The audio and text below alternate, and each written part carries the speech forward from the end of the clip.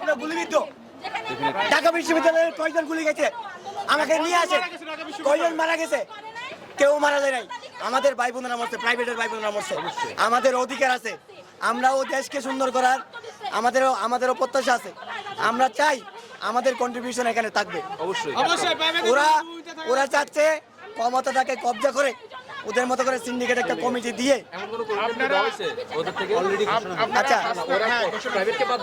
আচ্ছা যদি প্রাইভেটকে রাখা হতো, যদি প্রাইভেটকে রাখা হতো তাহলে তারা তো আমাদেরকে আগে ডাকতো। সো তারা ডাকে না, it means they avoiding us. That's what we want to defend them. We want to tell that we want accept your committee. আমরা ঢাকা বিশ্ববিদ্যালয় কেন্দ্রিক কোনো কমিটি অ্যালাউ করব না।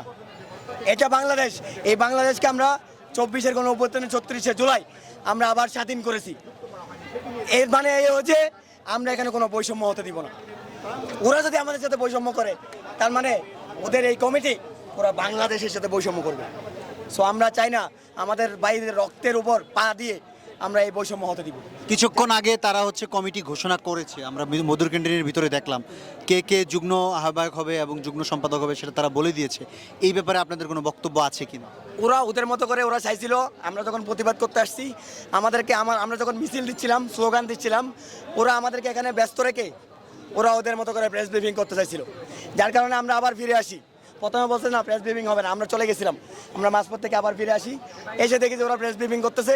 যখন আমরা আবার আসি ওরা অতর্কিত কয়েকজন আমাদের উপর হামলা করে, আমাদের পেটে লাথি মারে, মেয়েদের উপর হামলা করে। কয়েকটা উচ্ছৃঙ্খল ছিল, আপনাদের ক্যামেরাগুলো অন ছিল, মোর দ্যান 200 পিপল লাইভ করতেছিল। সবার কাছে এই ফুটেজগুলো আছে, এদের ছবিগুলো বের করতে হবে।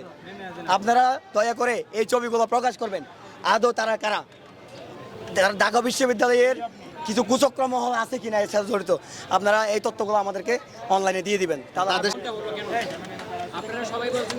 প্রবলেম শুধুমাত্র আমরা সবাই টিকেই আছি, শুধুমাত্র সমস্যা হচ্ছে একটা জায়গায় গিয়ে তারা চায় কমিটিটা ঢাকা বিশ্ববিদ্যালয় কেন্দ্রিক।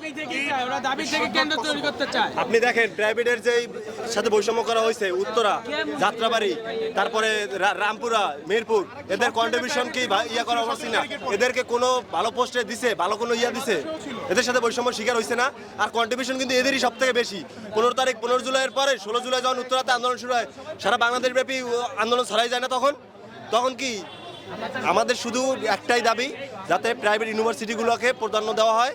এটা আমরা তাদের সাথে আবার বসে কথা বলবো, যদি আমাদেরকে প্রাধান্য দেয়। বিশেষ করে উত্তরাকে থাকতে হবে, উত্তরার ভূমিকা ছিল সবচেয়ে বেশি। উত্তরা অন্যতম উত্তরবঙ্গের কন্ট্রোলটাই উত্তরাই করছে। এবং আপনারা একটা জিনিস জানেন না, আপনারা এটা আপনাদের কি একটু জানায় রাখি, উত্তরা বেশ